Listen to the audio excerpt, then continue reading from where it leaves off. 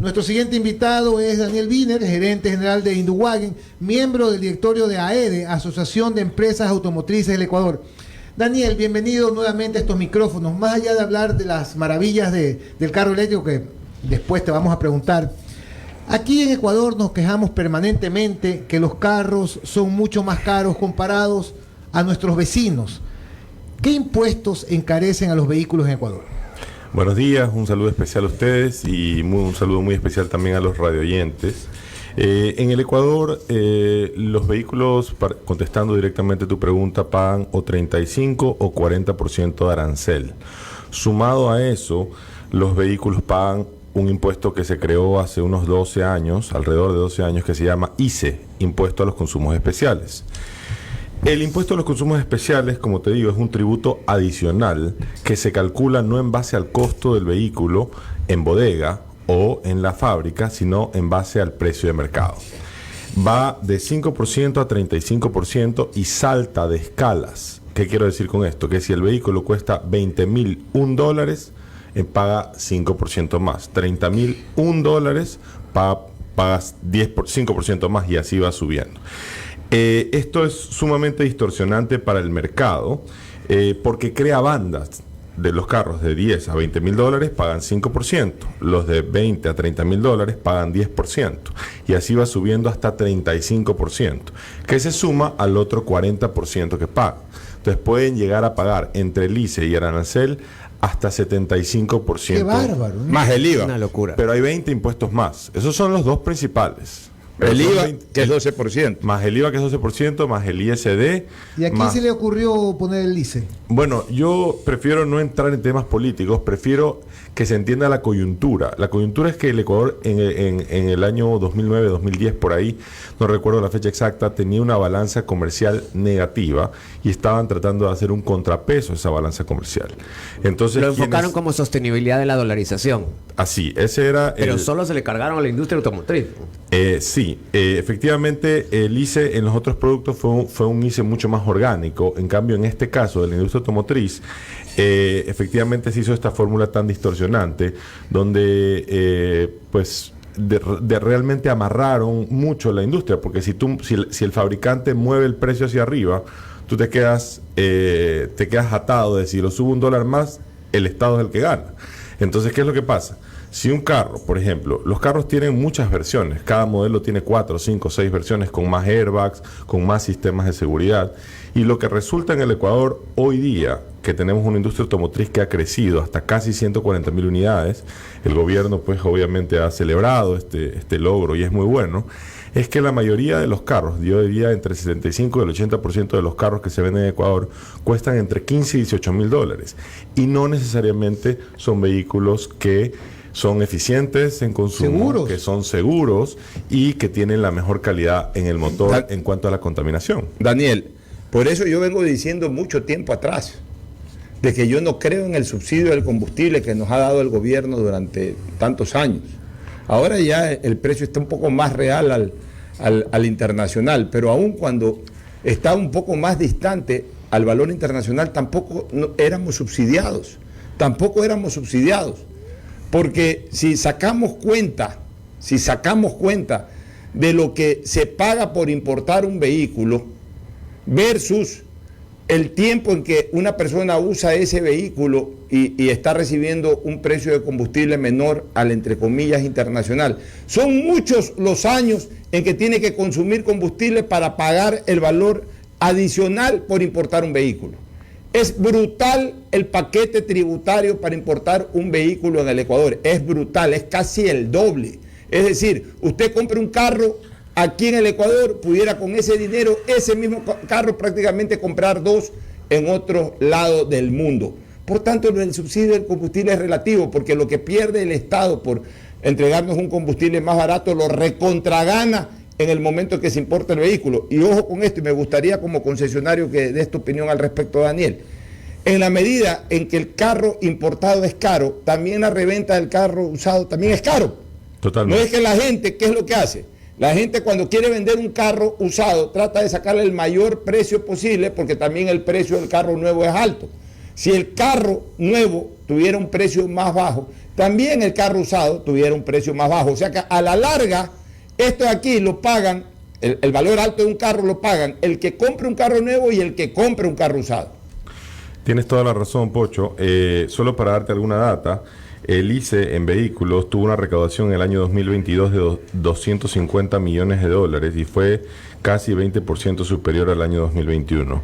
O sea, el Estado todos los años está recaudando más por el ICE. Nosotros el año 2020... Solo ICE. Hay mucho más impuestos, obviamente, y recauda mucho más en otras operaciones, en aranceles. Yo tengo aquí alguna data, te quiero contar. Bueno, te quiero un poco para abordar el tema del ICE y la problemática que eso genera. La más afectado es la familia ecuatoriana, porque por el mismo valor podrían comprarse un carro mucho mejor. Ese es el mensaje. Mucho más seguro. Claro que sí. Sí, ¿Verdad? mucho más seguro. La Más seguridad extras. no entiendo que incluso tal vez le pongan algo, dice, a los carros de lujo, pero la seguridad no es un lujo. La seguridad no es un lujo. Y hay otras cosas que hay que entender. O sea, la gente piensa, bueno, si ya llegamos a 140,000 carros, ¿por qué tenemos que bajar el ICE? Igual se están vendiendo bien. Y es verdad, tuvimos una industria récord, pero hay muchas razones para bajar el ICE.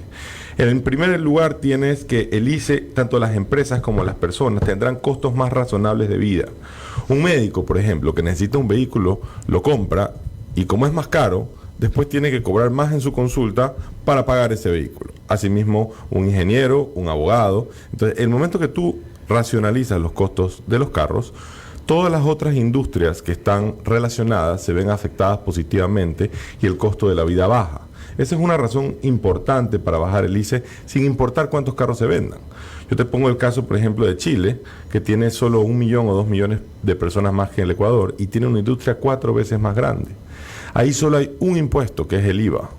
Es que así debería de ser. Ahí solo hay un impuesto y el Estado recauda más en Chile que en el Ecuador. Ahora, te hago una pregunta, Daniel. ¿Pero qué pasa con el parque automotor también? Porque si, vámonos a la otra parte. Es verdad. Si el carro pasa a ser más barato en cuanto a su importación y a su venta final, también la gente compra más carros. Al comprar más carros se producen dos cosas: un mayor consumo de combustible, porque hay más carros en el parque automotor. Mientras exista subsidio, también es un mayor gasto para el Estado. O sea, vámonos al otro lado, elimina el ICE, todo. O sea, deja de tener ese ingreso el Estado. Pero asimismo, también aumenta el ingreso por subsidio, mientras el combustible sea subsidiado, por un lado. Y por otro lado, el tránsito sería insoportable. Si así con los carros caros la gente hace esfuerzos y compra carros en cantidades importantes, ¿cómo sería si los carros fueran más baratos? A ver, te cuento. Yo fui parte de la Comisión Económica de la EADE que se conformó el año pasado para proponer al gobierno una fórmula más razonable, porque la cosa no es eliminar el ICE totalmente, porque sabemos que la recaudación también depende de eso, sino reducirlo, disminuirlo, hacerlo más orgánico. Entonces, en el análisis que nosotros hicimos, primero tomamos el parque automotriz, hasta el 2022 era de 2.3 millones de vehículos, y la tasa, el promedio de vida de los carros era 16 años, porque aquí no solo entran carros al parque, sino también salen carros del parque. Y cuando tú tienes que los carros son más baratos, no solo entran más carros, sino empiezan a salir más carros del parque, porque la gente que ya tiene un carro muy viejito puede acceder a un carro nuevo, ¿no? O a un carro usado en menor, como tú decías, en menor costo. Entonces, no necesariamente, por ejemplo, Chile, para ponerte no el caso, que vende 4 veces más carros, tiene 6 millones de carros y nosotros tenemos 2.3. Entonces, para llegar nosotros a cifras, por ejemplo, que ya hagan que el tránsito se impacte, por ejemplo, 1 millón más de carros, nos vamos a demorar más de 10 años. Y en ese tiempo también el sistema vial puede ir mejorando. O sea, no es que la industria va a pasar de 140,000 carros a 300,000 de un año a otro por una reducción del ICE que es módica, digamos. Estamos pidiendo reducciones razonables, no estamos pidiendo nada loco.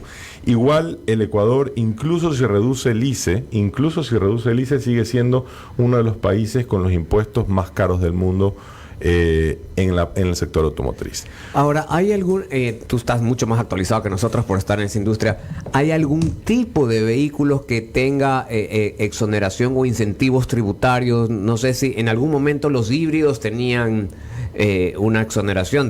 Me acuerdo clarito porque yo compré justo ahí un vehículo híbrido. No sé si ahora los eléctricos, que sería lo lógico, ¿no? Tú te deberías incentivar la llegada de vehículos que tengan menos uso de combustible o menos contaminación. No sé si en la actualidad existan exoneraciones especiales de esos vehículos. Sí, los híbridos pagarían solo el IVA, no pagan ni ICE ni arancel. El híbrido. El híbrido. Y el eléctrico ni siquiera paga el IVA, o sea, no tiene ningún... O sea, una persona que quiere importar un carro eléctrico lo importa 100%, o sea, paga el transporte. A ver, nada más. Sí, Lo saca del puerto, coge la llave y sale del puerto manejando. No, porque hay otras regulaciones como el INE, o sea, hay otro tipo de regulaciones que no son necesariamente tributos, pero que te limitan la importación de vehículos.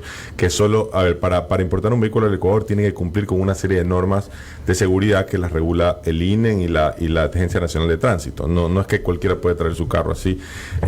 Pero sí va a pasar que si compras un vehículo eléctrico en cualquier concesionario, uno de ellos trabajo yo, no va a haber IVA, o sea, solo va a haber pues lo que el O sea que van a ser muy competitivos. Y el precio del carro que vende el concesionario es el valor FOB más la utilidad. Bueno, hay costos internos de traslado y bueno, más el traslado y la utilidad, o sea, pero en todo caso es muy parecido al costo de los Estados Unidos o de donde se trae. Es mucho más cercano. Claro, se abre y se abre ese mercado. Ahora ya te pregunto como concesionario de MG Motor, el mejor carro del Ecuador, sin lugar a dudas.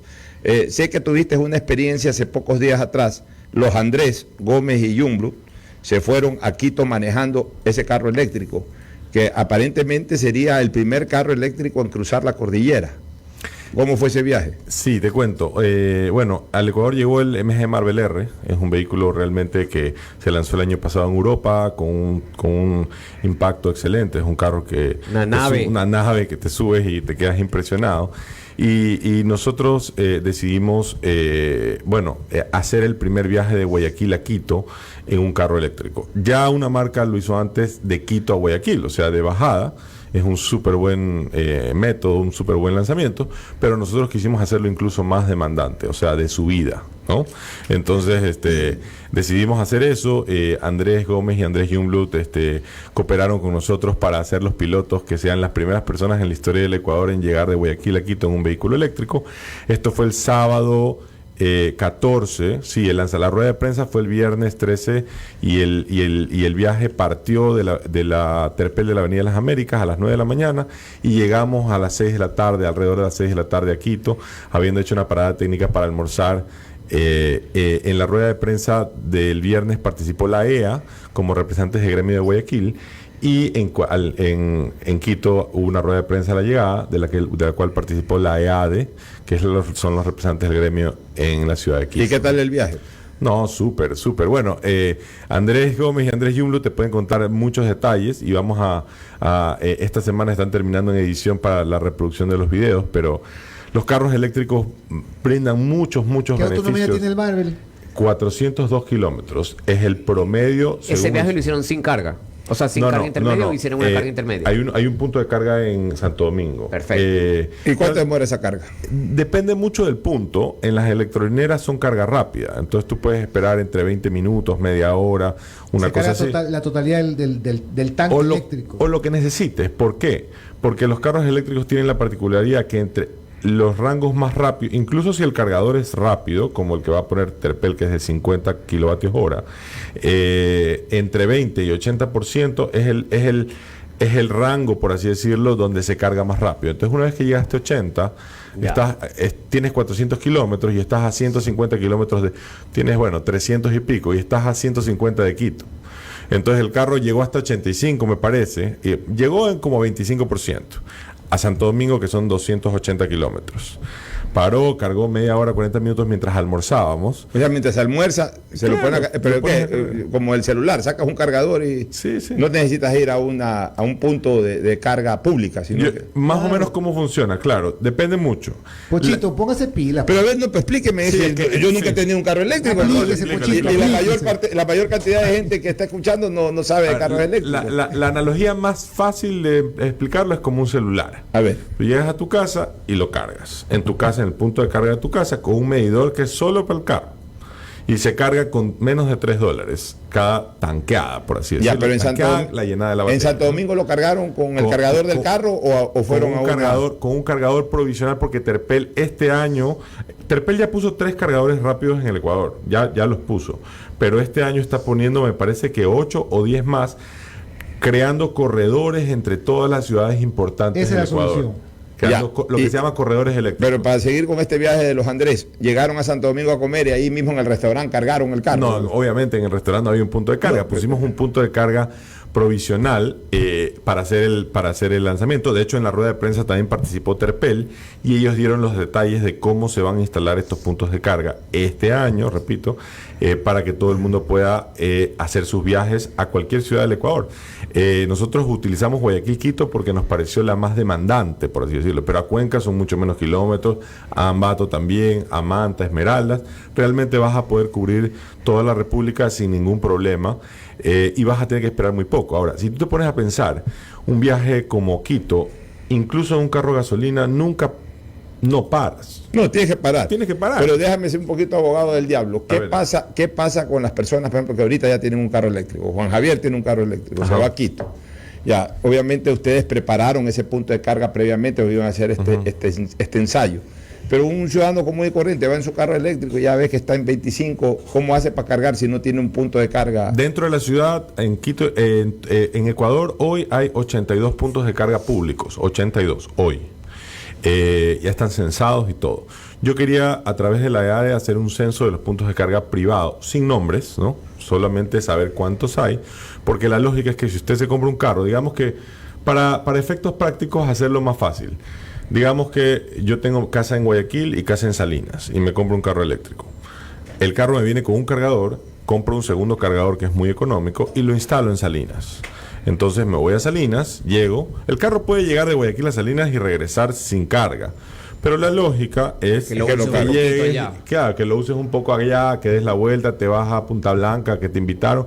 Tienes que tener tu punto de carga en tu casa hasta que las electrolineras estén todas instaladas. Va a haber una en Salinas, según lo que dijo Terpel en la rueda de prensa también.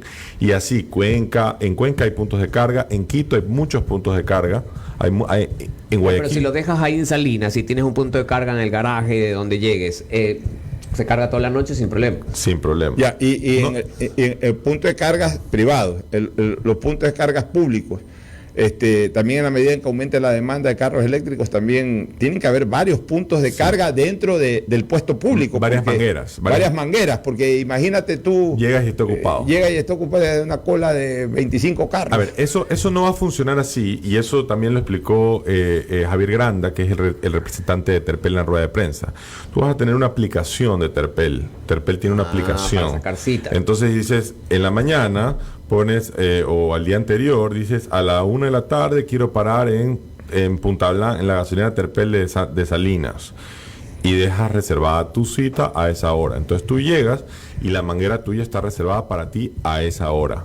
Tanto tiempo, tantos kilovatios, y tiene un costo, obviamente, ¿no? Eso tiene un costo muy inferior al de la gasolina, pero tiene un costo, ¿no? Oye, perdón, me hizo un oyente, Federico Enrica, en el Supermaxi hay cargador eléctrico, pero nadie respeta los espacios de parqueo y todo el mundo se parquea donde no le corresponde. Esos cargadores, por ejemplo, que hay en el Supermaxi, ¿sirven para cargar el Marvel? Sí, sirven para cargar el vehículo, pero sobre el tema de si no lo respetan, eso ya habría que consultarlo con el Supermaxi. ¿Por qué? ¿No? Pero sí, debería... Pero es un buen punto que trae la pregunta, porque va a haber ya pues locales comerciales, malls, establecimientos que van a empezar a poner puntos de carga lógicos, ¿no? Eso tiene que ser como el respeto a los puestos exclusivos para las personas discapacitadas, pero también hay un cartel que te dice, aquí es para una persona discapacitada. Si no hay un cartel que te diga parqueo exclusivo para carga de vehículos eléctricos, la gente tampoco sabe. Pues, ¿cómo sabe la gente que ahí hay? Ahora, entonces, para el carro en Salinas, lo cargo con el enchufe que hay ahí y con algún aparato especial. Bueno, el carro viene con su cargador y tú puedes comprar otro cargador, un segundo cargador. Es lo lógico, la empresa eléctrica te da el medidor, que es con tarifa subsidiada. O sea, cuesta 4 centavos el kilovatio. Y si la batería es de 70 kilovatios, pues con una matemática sencilla, llegas a que lo cargas con menos de $3. Ahora, Y te da 402 kilómetros. Me dice una carga de un auto eléctrico, esto es un oyente, dura mucho más que la de la gasolina, por eso lo ideal es cargarlo todas las noches en tu casa y cargarlo de 0 a 100, cuesta alrededor de $3. El tema es, por ejemplo, mi carro eléctrico y tiene el 80% de carga, no es necesario cargarlo. No. O sea, por eso te digo, no es malo que los estacionamientos de los centros comerciales y demás sitios públicos tengan cargadores, porque eso ayuda. Pero dentro de la ciudad nunca vas a necesitar un cargador. Nunca. Solamente lo vas a necesitar cuando viajes. O sea, lo cargas en la noche. Ahora, Nadie rueda de 400 kilómetros en un día. Salvo los taxis, ¿no? Los taxis sí. Pero tengo entendido que un taxista no rueda más de 300 kilómetros al día. 300. Ahora, Daniel, el tema del carro eléctrico. Para pasar, hay muchas preguntas de los aranceles, que ya las vamos a tratar. Yo quisiera regresar a eso porque Sí. me quedé con mucha información. Sí, brevemente, Bermi Andrade, ¿hay algún programa para nosotros los vulnerables discapacitados? Lastimosamente no, porque los carros eléctricos ya no... de carros en general. Ah, sí, por supuesto. Todos los concesionarios, no sé si todos, pero por lo menos la mayoría, tienen programas para los discapacitados. Obviamente tienen que presentar sus documentos. En cada concesionario, en nuestro por lo menos, hay un especialista que se encarga de ayudarlos con los trámites y demás. Verificar además que sea el trámite perfectamente legal y que esté avalado por el ministerio y demás entidades de control. Y obviamente los carros tienen ese beneficio de no pagar ICE y el arancel. Sí. Estamos conversando con Daniel Wiener, un oyente. ¿Cuánto se termina pagando de más si sumamos tasas, impuestos, aranceles y los famosos contribuciones? ¿Cuál es el peso impositivo de un carro?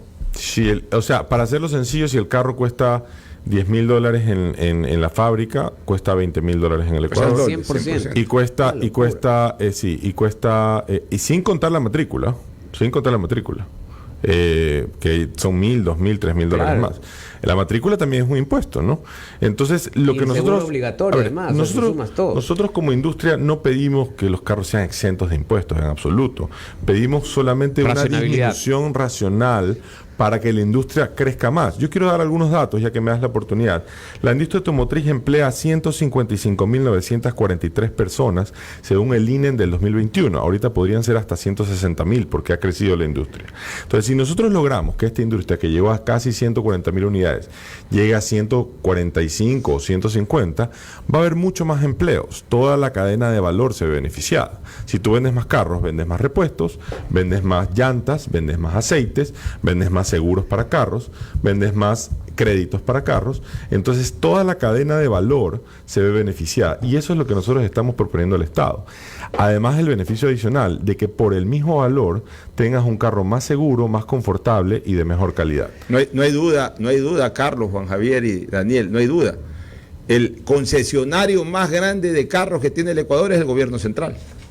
O sea, si se importan 200.000 carros al año, el gobierno central es como que si vendiera 200.000 carros, porque gana el doble. O sea, es como que si vendiera un carro nuevo en cada carro que se importa. Mira, Andrés Suárez dice, ¿qué se puede hacer para bajar este impuesto, el ICE? Ningún presidente ha planteado seriamente erradicar o bajar este impuesto. Yo preguntaría ya, tenemos que terminar esta entrevista, pero siempre quedan muchos temas en el tintero, Daniel. ¿Se puede pensar en bajar el ICE sin perjudicar a las arcas del Estado? Sí, perfectamente. Nosotros ¿Qué propone la AED? La EADE propone una reducción del ICE que fue pasada en su momento al ministro de Finanzas y al ministro de Comercio Exterior, donde el Estado incluso recauda más, no menos. Ahora, hay que ver si ese estudio, que incluyó pues todos los datos técnicos, incluidas las flexibilidades, las elasticidades, los traspasos de un segmento a otro, y etcétera, hacía que la industria crezca en 5.000 unidades y que con los otros tributos, porque claro, Exacto. con los otros Con tributos el IVA. se compensa, y en el año 2022, con el ejercicio del año 2022, el gobierno ecuatoriano terminaba recaudando $30 millones más, no menos. Eso se pasó el segundo semestre del año pasado, porque yo estuve en la Comisión Económica. ¿Por qué no lo han hecho todavía? No sé. Sé que la semana pasada hubo una entrevista en Ecuavisa donde el ministro Julio José Prado dijo que estaba en el segundo paquete de reformas del ICE. Eso lo dijo la semana pasada él. Y nosotros como industria estamos esperando noticias, porque Claro, ellos dicen, bueno, pero vendieron 140.000 unidades, ¿ya para qué quieren que les reformemos? Pero es que se pueden vender 160, Claro, y eso es bueno para todo el mundo. ganas no solamente que con las nuevas unidades ganas con los otros impuestos, sino que mejoras la calidad de seguridad del vehículo de la ciudadanía. Sí, exactamente. Entonces hay muchas razones para hacerlo. Bueno, nuevamente. Nos quedamos con los detalles de la nave. Ya Bueno, vamos, entonces invitando en de 15 nuevo. días más viene Daniel Wiener, Sí. gerente general de Induwagen, miembro del directorio de la AEAD, Asociación de Empresas Automotrices del Ecuador.